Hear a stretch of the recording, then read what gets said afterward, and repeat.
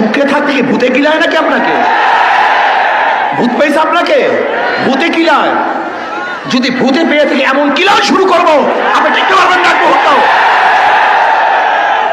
বিয়াকুব নাকি, যেখানে আমরা সবচেয়ে বেশি এদেশের ভূমিকা পালন করতেছি, আর উনি ইসলামকে জলঞ্জলি দিয়ে মনে করছে উনি কিছু দেখাইলেই সবাই বাহবা দিবে।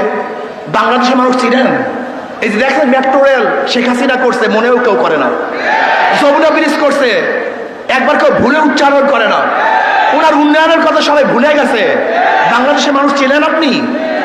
ইসলামকে বাদ দিয়ে, ধর্মকে বাদ দিয়ে আপনি যদি গোটা বাংলাদেশের স্বর্ণ দিয়ে বান্ধিয়ে দেন, স্বর্ণ, প্রত্যেকটা মানুষের শরীরে যদি স্বর্ণের পোশাক থাকে, প্রত্যেকটা মানুষ যদি মরমর পাথরের থাকে, আর আপনি একদিন ধর্মের বিরোধিতা করবেন, ওই সমস্ত পাথর আর সমস্ত স্বর্ণ আপনার মুখের মধ্যে ছুঁড়ে ফেলবে, ছুঁড়ে ফেলবে, থুক পারবে আপনার মুখের মধ্যে, থুক পারবে আপনার মুখের মধ্যে, থুক পারবে বাংলাদেশের মানুষ আপনার মুখের মধ্যে। আপনি ভেবেছেন আমরা সবাই আপনাদেরকে খুব সাহস যোগাই, প্রশংসা করতেছি। যারা প্রশংসা করে তারা বদনাম করতে সময় নেবে না, যারা তারিফ করে আপনাকে গালি দিতে সময় নেবে না। খবরদার, ওই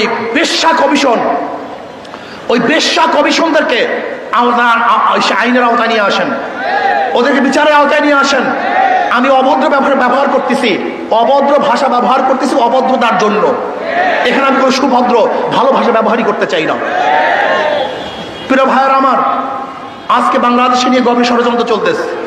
কেউ নির্বাচন সংস্কারের বাহিরে নির্বাচন হবে না, আগে সংস্কার হবে তাহলে নির্বাচন হবে। মার্চ ফর ঢাকা, আমরা অচিরেই মার্চ ফর ঢাকা ঘোষণা দেব। কারা সংস্কারের পক্ষে আর কারা বিপক্ষে ইনশাআল্লাহ জনগণ ডিসাইড করবে। আগে সংস্কার হবে, আগে নির্বাচন হবে, জনগণ সিদ্ধান্ত গ্রহণ করবে। অচিরেই আমরা মার্চ ফর ঢাকা, আগে সংস্কার হবে তারপর নির্বাচন হবে। সংস্কারের বাহিরে বাংলাদেশের মানুষ কোনো নির্বাচন মানবে না। ডাকাতি নির্বাচন এবং প্রহসনের নির্বাচন, অগ্রহণযোগ্য নির্বাচন বাংলাদেশের মানুষ মানবে না, মানতে পারে না। এর জন্য ইনশাআল্লাহ অচিরেই মার্চ ফর ঢাকা ঘোষণা হবে।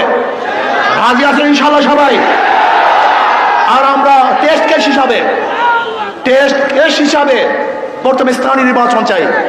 যদি স্থানীয় নির্বাচন সুস্থ করতে পারে তাহলে আমরা মনে করব জাতীয় নির্বাচন সুস্থ হবে। আর স্থানীয় নির্বাচনে সুস্থ না হয় তাহলে বুঝবো যে নির্বাচনের পরিবেশ এখনো সৃষ্টি হয় নাই। আসুন সোচ্চার থাকুন। ডাকাত দল, ইসলামের দুশ্মনেরা এবং ইউনূস সরকারের পায়ের নিচের থেকে মাটি সরাবার ষড়যন্ত্র চলছে।